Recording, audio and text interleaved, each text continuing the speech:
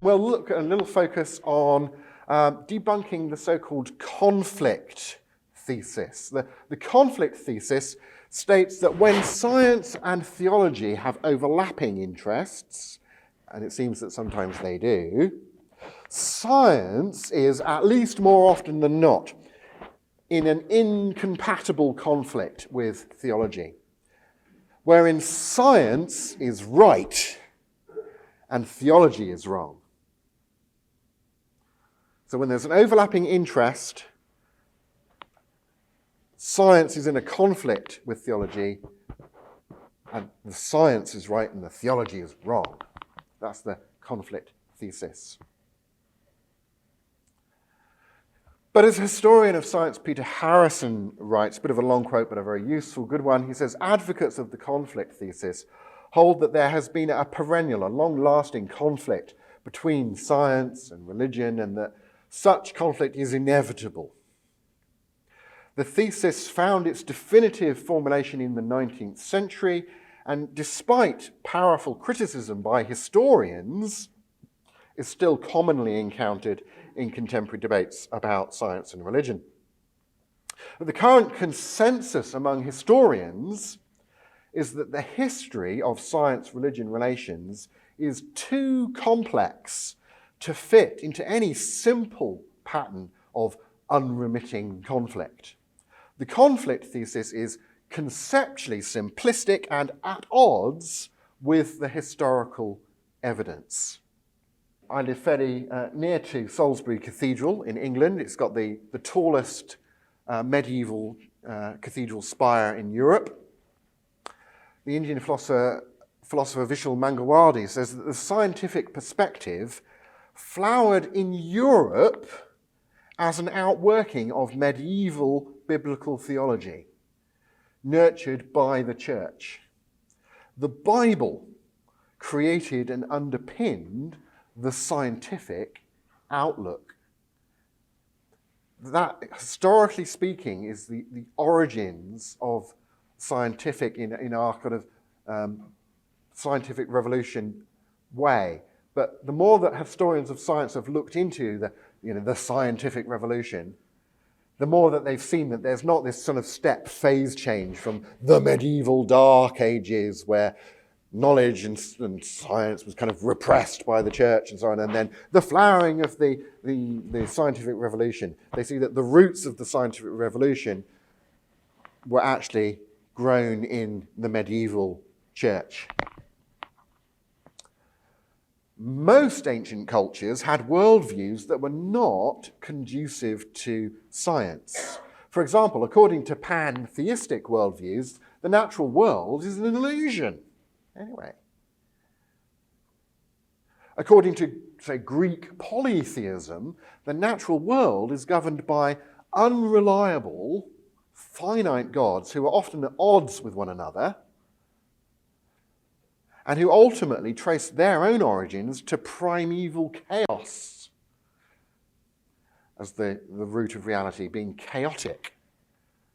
That's not a worldview conducive to thinking, oh yeah, I'll do some scientific investigation on how the world, reliably and regularly kind of works.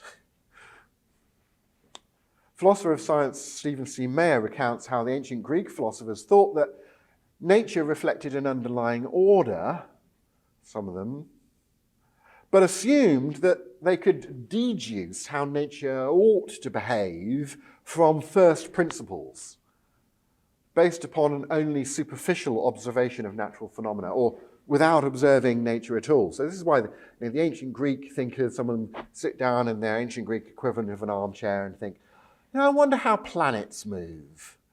Well, if I were making them, I'd make them go in circles, because circles are perfect, aren't they? So planets must go in circles.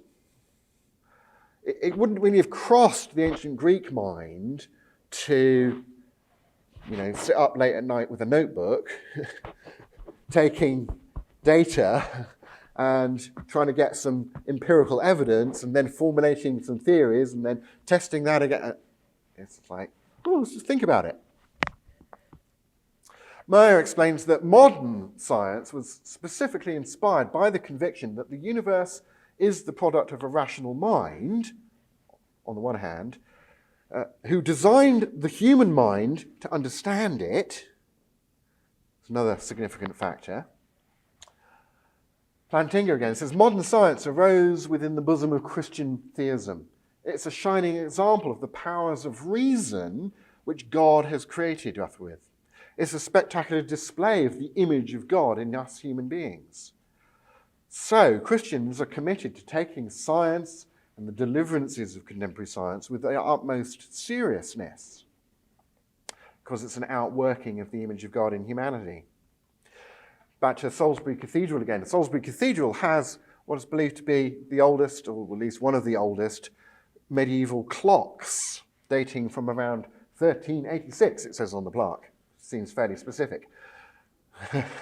It's thought to be the oldest working clock in the world.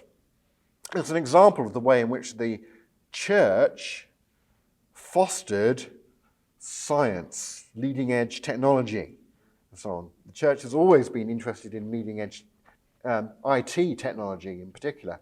Medieval cathedrals had full-colour display units, stained glass windows.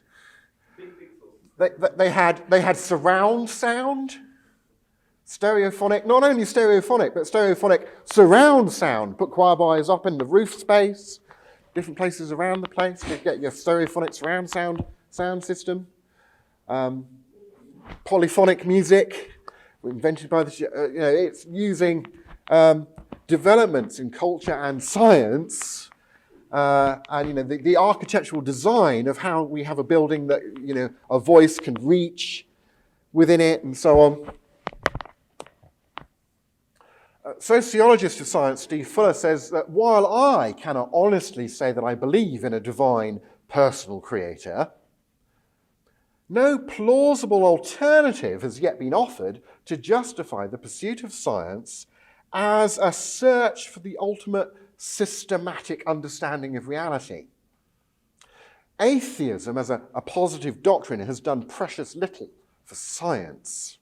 He says science makes sense only if there is an overall design to nature that we are especially well equipped to fathom, even though most of it has little bearing on our day-to-day animal survival.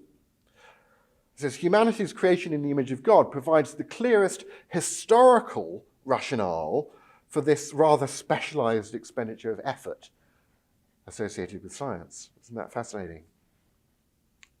So, science makes these philosophical assumptions, and it makes philosophical assumptions that are actually can be warranted or justified within the context of a theistic worldview. And that's not surprising, because these are the philosophical assumptions that science grew out of, right?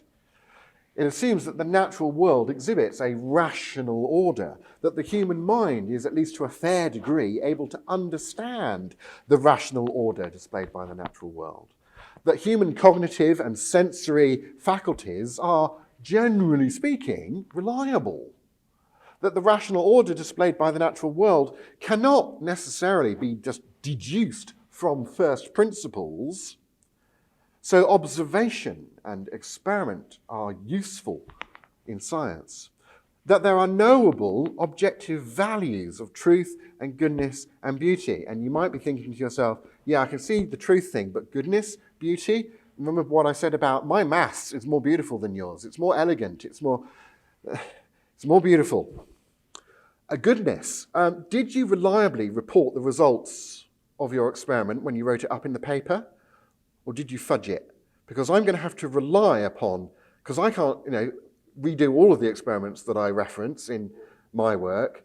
The practice of science as a sociological institution depends upon moral values and holding people accountable for failing to toe the line with respect to certain moral values and so on. And a worldview that would say, oh, that's on the wrong side of the fact-value divide, for example, might actually undermine the practice of science, yeah?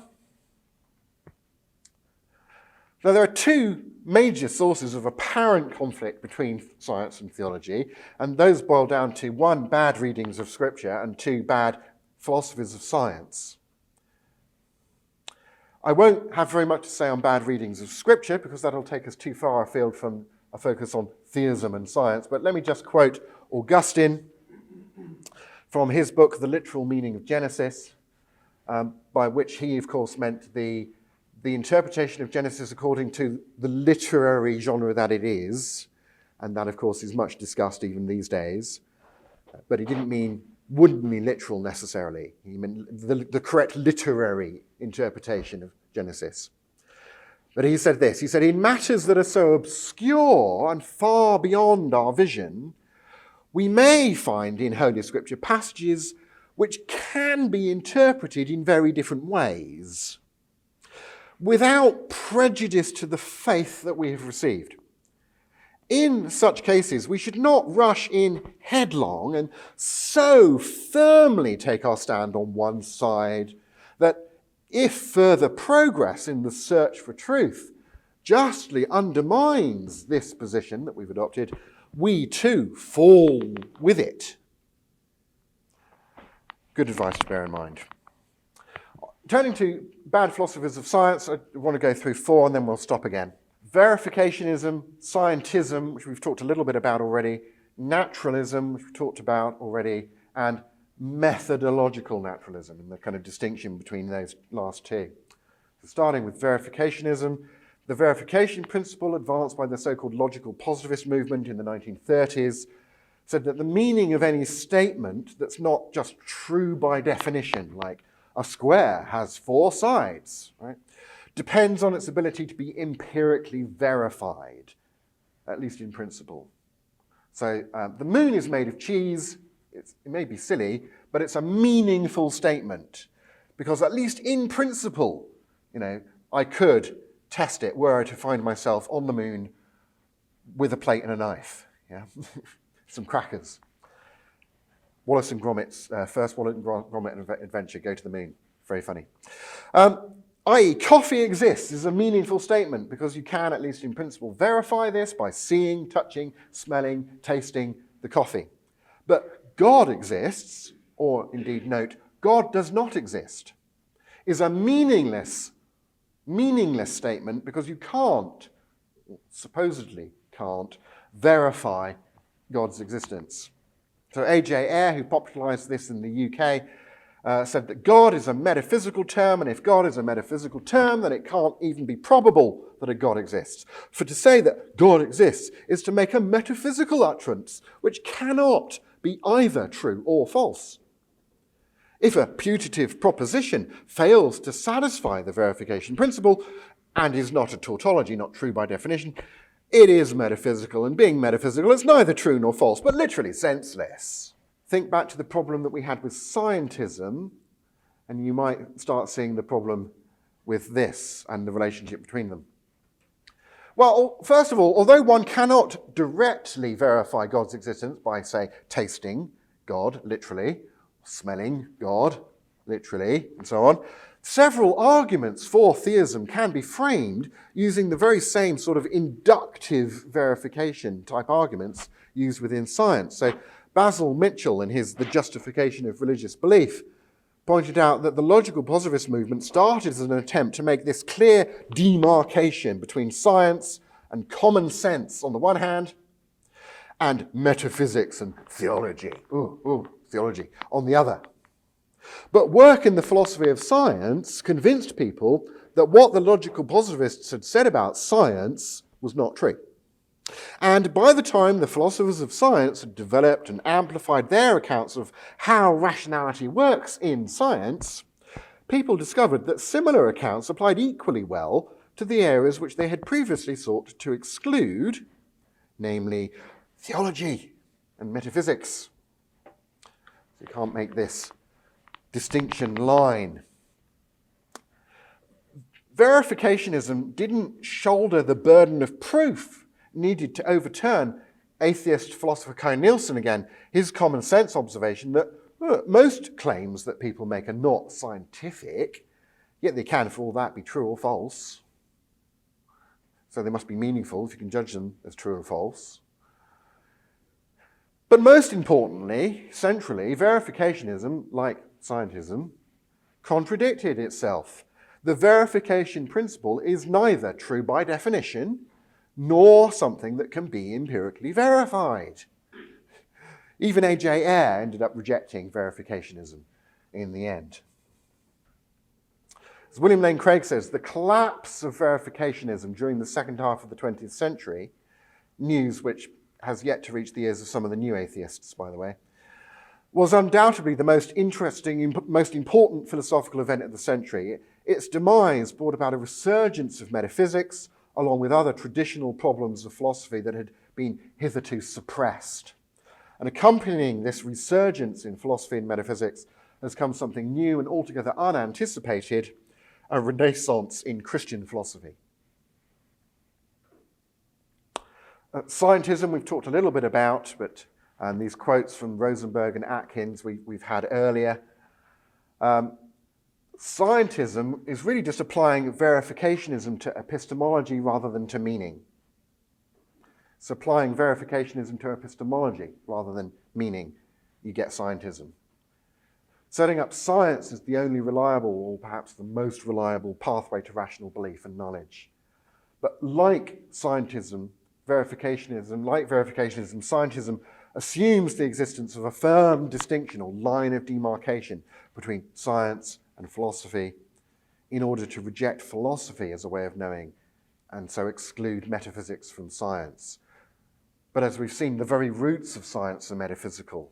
Science depends upon and raises metaphysical issues. It is inextricably linked to metaphysics. As Francis J. Beckwith reports, today the overwhelming consensus in philosophy of science is that demarcation criteria are doomed to failure. In other words, science is and always has been really natural philosophy. Trying to demarcate, to separate science from philosophy leads to problems for science.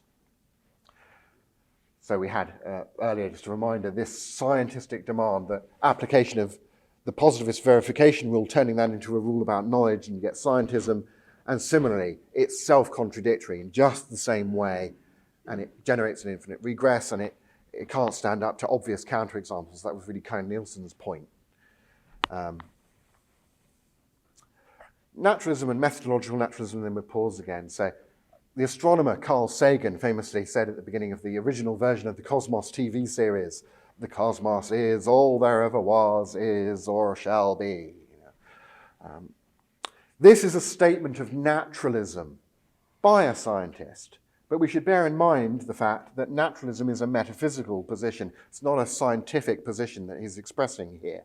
Not everything a scientist says is scientific, right? Just as not everything I say is philosophical. Science is not an inherently naturalistic enterprise, as shown by its Christian origins.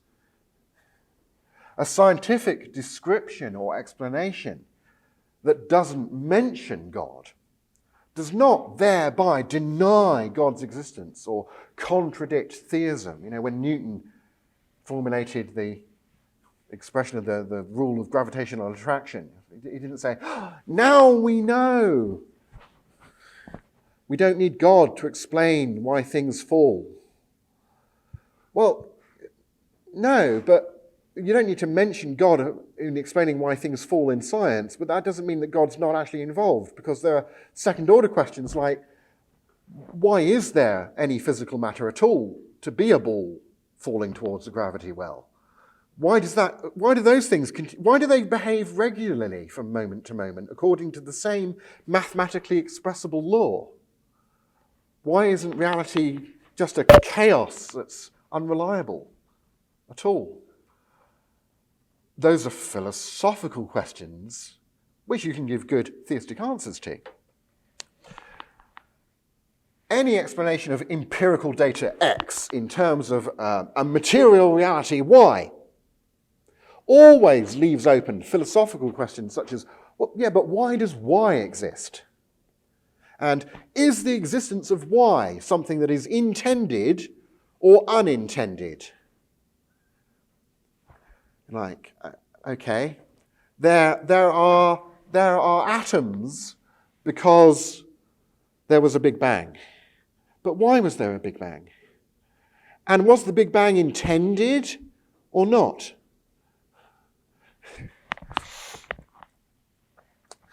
Now, methodological naturalism, as the US National Academy of Sciences says, the statements of science must invoke only natural things and processes. By which I think they mean the statements of natural science, because this is going to cause huge problems for the social sciences and the applied sciences. If you can't, you must only invoke natural things and processes. You'd have to make sure that, no mind-body dualist is allowed to do forensic science, because they think it was a murder rather than an accident. And they explain why the body in the lab is dead by reference to the intentional action of a mind. And they don't think that that mind just is someone's brain. So now their description of what happened is not scientific.